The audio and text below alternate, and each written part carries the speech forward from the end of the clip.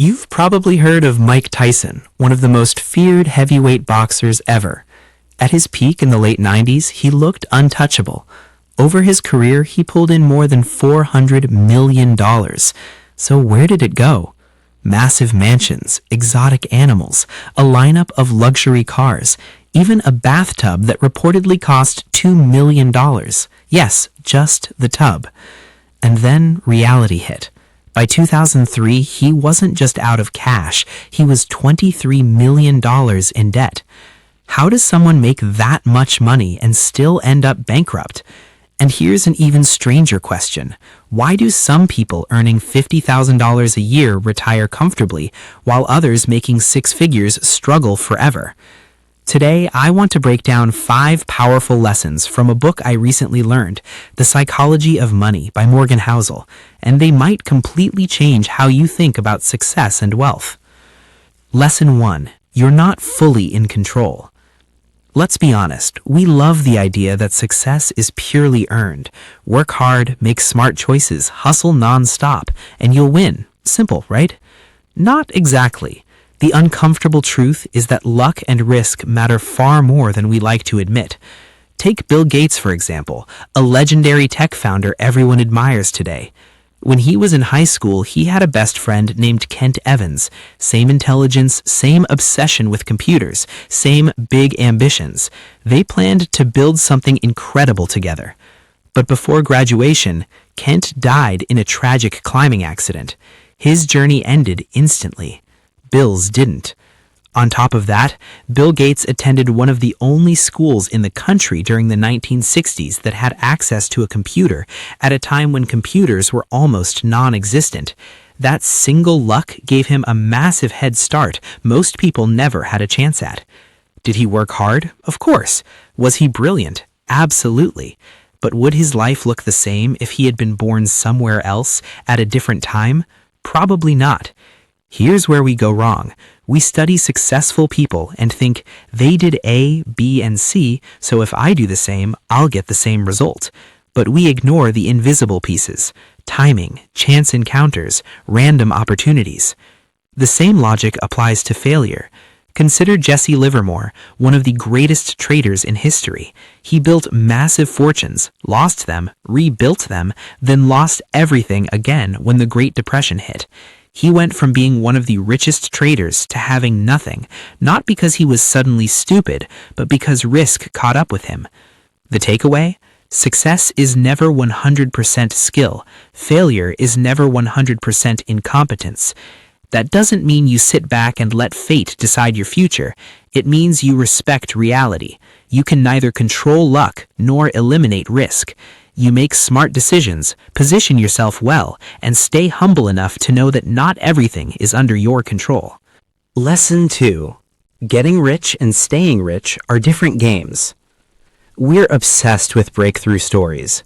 The entrepreneur who turns a garage idea into a billion-dollar company. The trader who strikes gold overnight. The influencer who suddenly explodes with fame and money. But here's what we don't talk about enough. How many of those people lose it all?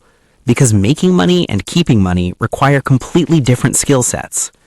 History is packed with stories of celebrities, athletes, and business giants who went from insanely rich to completely broke. Mike Tyson lost everything. Actor Nicolas Cage burned through over $150 million. Even elite investors have wiped themselves out after huge wins. Why?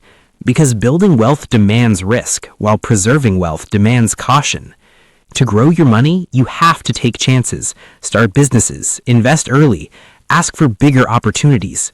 Be optimistic enough to bet on yourself. Every major success story has a moment where someone took a leap others were too afraid to take. Look at the earliest days of legendary founders. Jeff Bezos walked away from a comfortable Wall Street career to sell books over the internet.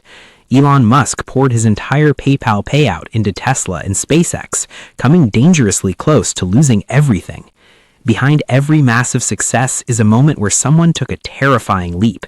That bold risk is what earns you a seat at the table. But here's where people mess up. Once they get money, they never stop gambling. They overextend. They assume income will never dry up.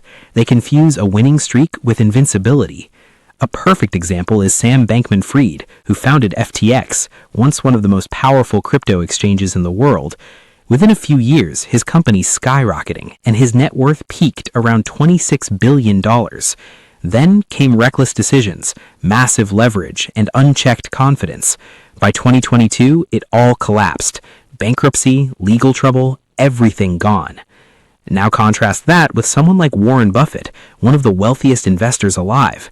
He avoids flashy bets. He prioritizes survival over bragging rights. His philosophy is simple: don't lose money. Stay in the game long enough, and growth compounds naturally. The goal isn't to make money once. The goal is to never have to worry about money again. That only happens when you stop chasing excitement and start playing the long game. Lesson 3. Save money to buy freedom.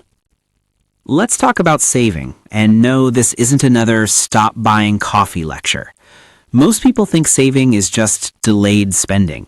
Save now, buy something nicer later. A better car, a bigger vacation. And that's fine, but that's not real wealth. Real wealth buys freedom. What's more valuable than money? Options, control over your time, the power to say no. I once knew someone stuck in a miserable job. Long hours, toxic environment, constant stress. But he couldn't leave because he had no savings. Missing even one paycheck would have crushed him.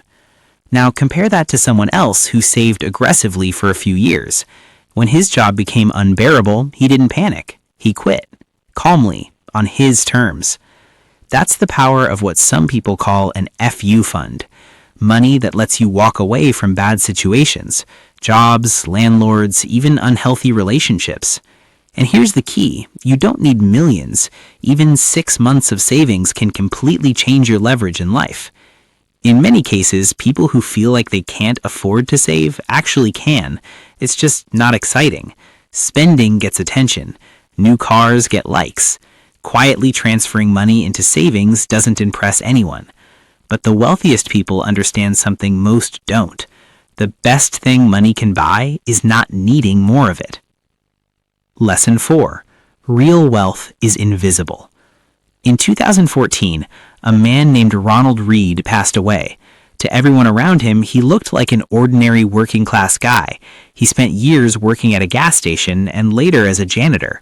He drove an old, worn-down car, wore the same simple clothes, and never showed signs of money.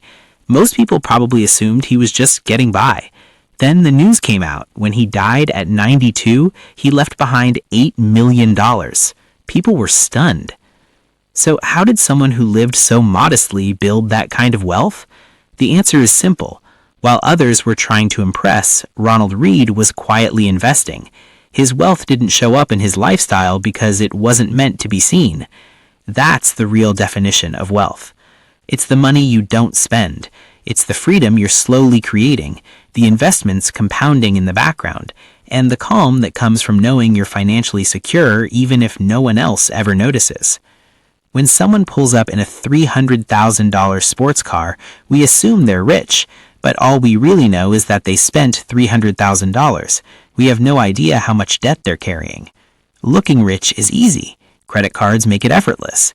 Being rich is about restraint. Income doesn't equal wealth. Cars don't equal wealth. Status doesn't equal wealth. Wealth is the money you didn't spend, and the freedom that comes with it.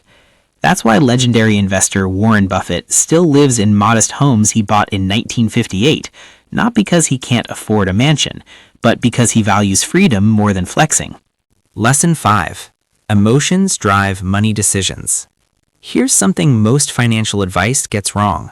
A lot of so-called experts treat finances like it's just a math problem. Do this investment, cut these expenses, save this exact percentage, and everything magically works out. But here's the reality. We're not machines. We're human. Emotions drive our decisions, especially when money is involved. And in real life, being reasonable matters more than being perfectly logical. On paper, the best strategy might be to invest everything and never touch it. But what happens when the market crashes and your portfolio drops 40%? Logic disappears. Panic takes over. People sell at the worst possible time. That's why most investors fail. not because they don't know the rules, but because they can't handle the emotions. There's a big difference between being rational and being reasonable. Rational says, this strategy gives the highest return over 50 years. Reasonable says, this strategy lets me sleep at night. The second one usually wins. That's why legendary investors don't chase hype or extreme returns. They choose approaches they can stick with for decades. I once knew someone obsessed with finding the perfect investment. He read nonstop, analyzed endlessly, and never actually invested. Paralysis by analysis. Meanwhile, someone else put money into a simple index fund and never looked at it again. Guess who came out ahead? The one who actually did something. The best financial plan isn't the one that looks smartest on paper. It's the one you can follow through good times and bad. Because money isn't just numbers, it's emotions. And peace of mind is the ultimate return. We've covered a lot, but knowledge without action means nothing. The best time to start was yesterday. The second best time is now. And that's why I don't obsess over perfect strategies anymore. I focus on investment systems I can stick to. That's also why I created my Burr portfolio. If you want to see my portfolio performance, I've linked my ETF portfolio below. If this video helped clarify things, consider liking the video and subscribing to FinEd for more straightforward investing content. Thanks for watching, and I'll see you in the next one.